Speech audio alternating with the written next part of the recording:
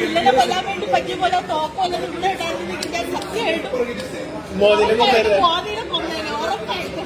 കഴിഞ്ഞ ദിവസം ഈ ഒരു ചേച്ചി വിജയുടെ പുതിയൊരു സിനിമ ഇറങ്ങിയിട്ടുണ്ടായിരുന്നല്ലോ, അത് കാണാൻ തിയേറ്ററിൽ പോയിട്ട് ആ ഒരു സിനിമ കണ്ട ഹാങ് ഓവറിൽ ചേച്ചി അങ്ങോട്ട് അറിയാതെ അങ്ങ് പറഞ്ഞു പോയി, ഒരു തോക്ക് കിട്ടിയെന്നെങ്കിൽ നമ്മുടെ നരേന്ദ്രമോദി അങ്ങ് വെടിവെച്ച് കൊന്നേനെ എന്നൊരു കാര്യം ചേച്ചി അങ്ങ് പറഞ്ഞിട്ടുണ്ടായിരുന്നു.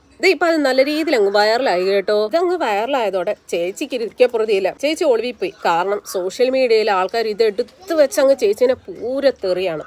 എന്തായാലും അതിന് തൊട്ട് പിന്നാലെ ചേച്ചിയുടെ ഒരു പുതിയ വീഡിയോ ഇപ്പോൾ വന്നിരിക്കുകയാണ്. അതിൽ ചേച്ചി പറയുന്നു, എല്ലാവരും എന്നോട് ക്ഷമിക്കണം, ആ ഒരു സമയത്ത് ഒരു എടുത്തുചാട്ടത്തിൽ ഞാൻ പറഞ്ഞു പോയതാണ്, എല്ലാവരും എന്നോട് ക്ഷമിക്കണമെന്നൊക്കെ പറഞ്ഞിട്ട് ഭയങ്കര മാപ്പ് പറച്ചിലൊക്കെ. എന്തായാലും ചേച്ചിയുടെ ആ ഒരു മാപ്പ് പറച്ചിൽ നമുക്കൊന്ന് കാണാം കേട്ടോ. എങ്ങനെ തുടങ്ങണം, എവിടെ നിന്ന് തുടങ്ങണമെന്നൊന്നും എനിക്കറിയത്തില്ല. ഇപ്പോൾ ഫേസ്ബുക്കിലൊക്കെ വൈറലായിക്കൊണ്ടിരിക്കുന്ന വീഡിയോ എൻ്റെതാണ്, എൻ്റെ ഫോട്ടോയാണ്. ഞാൻ സിനിമയ്ക്ക് പോയപ്പോൾ റിവ്യൂ കൊടുത്തതാണ്. അത് പക്ഷേ ആ ആവേശത്തിൻ്റെ പുറത്ത് എൻ്റെ പൊട്ട ബുദ്ധിയിൽ ഞാൻ അറിയാതെ അത് പറഞ്ഞു പോയി. ആ ചാനലുകാർ റിവ്യൂ എടുക്കുന്നവർ നിങ്ങൾ ആ വീഡിയോയിൽ ശ്രദ്ധിച്ചാൽ അറിയാൻ പറ്റും. ആ ചാനലുകാരിങ്ങനെ പറഞ്ഞപ്പോഴത്തേക്കും ഞാനും ആ ആവേശത്തിൻ്റെ പുറത്ത് പറഞ്ഞു പോയതാണ്. അതൊരിക്കലും മോദിജിയെ കൊല്ലണമെന്ന് വിചാരിച്ചിട്ടോ ഒന്നും രാജ്യത്തിന് ദ്രോഹിക്കണമെന്ന് വിചാരിച്ചിട്ടോ ഒന്നുമല്ല. എനിക്കത് അറിയത്തില്ല, ഇപ്പോഴും എനിക്ക് മനസ്സിലാവുള്ള ഞാൻ എന്താ ചെയ്തതെന്ന് എന്തോ പറഞ്ഞതെന്നോ. ഞാൻ ആത്മാർത്ഥമായിട്ട് മോദി സർക്കാരിനോടും എല്ലാവരോടും BJP-ക്കാരോടും അല്ല, എനിക്ക് പാർട്ടി ബേസ് ഒന്നും എനിക്കറിയത്തില്ല, ഞാനൊരു പാർട്ടിയിലും അല്ല. എനിക്കൊരു അബദ്ധം പറ്റിപ്പോയതാണ്. അബദ്ധം എന്ന് പറയുമ്പോൾ ഒരു പൊട്ടത്തരം പറ്റിപ്പോയതാണ്. എല്ലാവരും എന്നോട് ക്ഷമിക്കുക.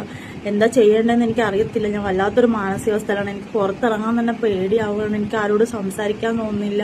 എനിക്ക് ആരോട് സംസാരിക്കേണ്ടതെന്നോ പറയേണ്ടതെന്നോ ഒന്നും എനിക്കറിയത്തില്ല. ഞാനിപ്പോൾ എന്താ ചെയ്യേണ്ടത്? ഞാനിപ്പോൾ റൂമിൽ തന്നെ റൂമിൽ അടച്ചിരിക്കുക. ഞാനിപ്പോൾ 2 ദിവസമായി ഫുഡ് കഴിച്ചിട്ട് എനിക്കൊന്നും ചെയ്യാൻ പറ്റുന്നില്ല.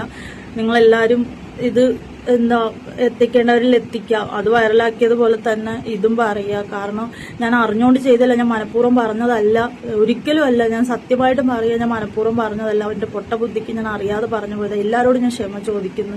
അറിയാതെ പറഞ്ഞതാണ്. നിങ്ങളുടെ വീട്ടിൽ നിങ്ങളൊരു മോളെ പോലെ കരുതി, അല്ലെങ്കിൽ നിങ്ങളൊരു സഹോദരിയെ പോലെ കരുതിയിട്ട് എന്നോട് ക്ഷമിക്കണം. ഞാൻ അറിയാതെ പറഞ്ഞതാണ്. സത്യസന്ധമായിട്ട് ഞാൻ മാപ്പ് ചോദിക്കുകയാണ്. എന്നോട് ക്ഷമിക്കണം.